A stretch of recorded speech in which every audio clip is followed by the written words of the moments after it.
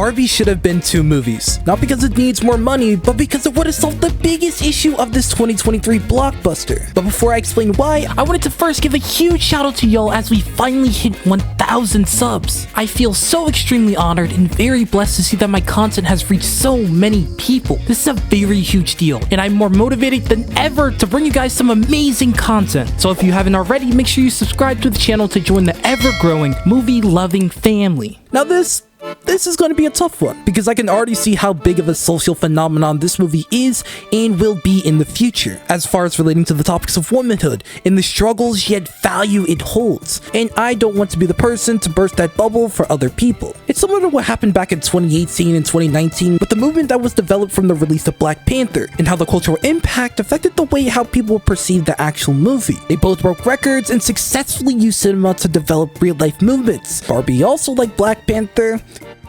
isn't the greatest. Alright. Before you pull out your Rosa pitchforks, just hear me out for a second. This is not a horrendous, unwatchable movie that should never grace another screen, because that's just not true. It's pretty good, but it does kind of suck because I really wanted to say that they had a 10 out of 10 home run to pair with such a powerful message it promoted, but that would just be disingenuous. It would be especially disingenuous towards the incredible talent that is Greta Gerwig, who has done a lot of what she did in this movie before, but just to a higher degree. Again, it's not a bad movie, as they do pull off a lot of things successfully, but I'll get into more of that later. Tonally, Barbie takes the route of a satire piece, accented with the deep social commentary, which, judging by the popularity of satires, the history of the director, the PG-13 rating, and the nature of the source material itself, it wasn't the biggest shocker in the world to see. But I do think it's still a highly effective choice if managed correctly. In doing so, however, the creative team quickly set themselves up for some work, as they have to maneuver around the arduous balancing act of handling those emotional beats while also working with these caricatures of characters that they created for comedy. It works sometimes, but I wholeheartedly believe that they could have done it seamlessly if they didn't have to deal with such a heavy thematic load, as they end up creating a piece that surely has its moments, but with many consistently having a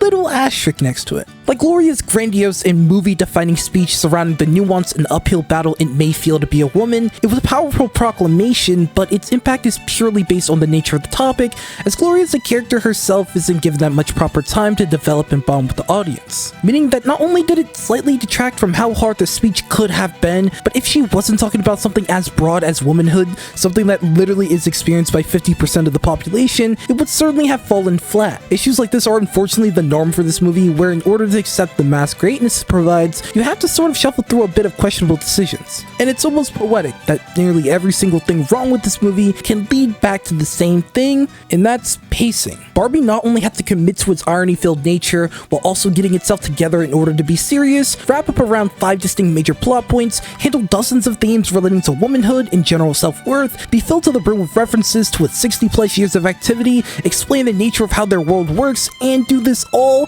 plus more with the similar runtime to Moana. So we're given a movie that has to take a lot of liberties and shortcuts in order to have the space and time for those more headline-making moments. Because in order to get the beautiful visual storytelling that is the bench scene, it's gonna take almost the rest of the movie to seemingly be played at 3 times speed. We literally run from place to place to place with the same consistency of like scrolling on your Twitter feed. And it sucks for investment purposes because I actively wanted to be immersed into the story. I would have really liked experiencing the status quo world of Barbie Land more than a handful of minutes before we broke it. I would have liked if they explored how the figures in Barbie Land actually worked instead of rushing past it and turning into a bad joke. I would have liked for characters other than Barbie and Ken to have actual development instead of being shoehorned in and wrapped up in time so that the movie can get to the part that they actually care about. I mean, you could practically cut out Mattel from the entire movie and it would have not changed the film in the slightest. It honestly came off as them wanting to apologize for their involvement in things, but in a way that's really just a light slap on the wrist. I know a lot of people say that a big part of why this movie is seemingly all over the place is due to Barbie having a chaotic nature at its core, so the movie wants to reflect that by representing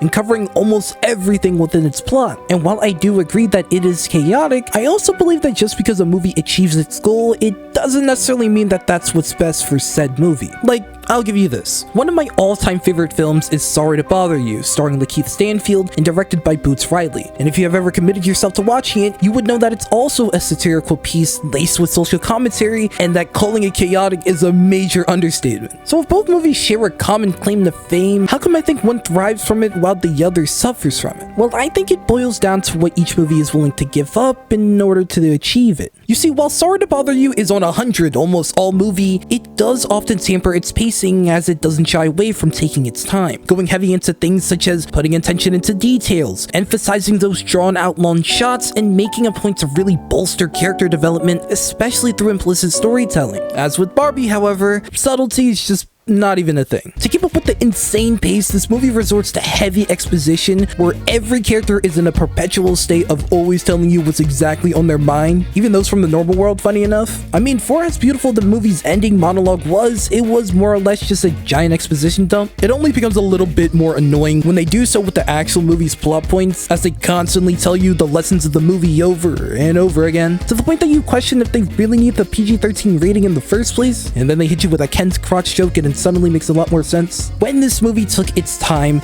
didn't spell everything out for us, and actually reveled in those implied character moments, that's when this movie was at its best. It's just that they were a bit too ambitious for their own good at times and seemingly had to make some sacrifices because of it, which left a movie that, while still being very impactful, is sort of surface level in what they could have accomplished. Like, could you imagine what they could have done with an extra 30 minutes? Or heck, maybe a sequel movie so that they can really get into the nitty-gritty of their core themes, instead of only having great individual moments. No joke, I 100% believe that if Gerwig eased that chaotic gas a little bit, gave the movie a bit more time, and did more of what she did in that beach scene, this could have easily been the movie of the year. But honestly, at this point, does it really matter? This movie has made waves and have brought generations of women together for this embrace of womanhood, which is an amazing beauty to behold in real time. I personally saw this with my mom, who is one of the greatest representations of strength and resilience for me, and while she has her own issues with this movie, she couldn't fight those tears when it came to those themes regarding motherhood. And trust me when I say, that doesn't happen often. Don't get me wrong, it pains me as a movie lover to see wasted potential to this degree, but Barbie is honestly one of the few movies that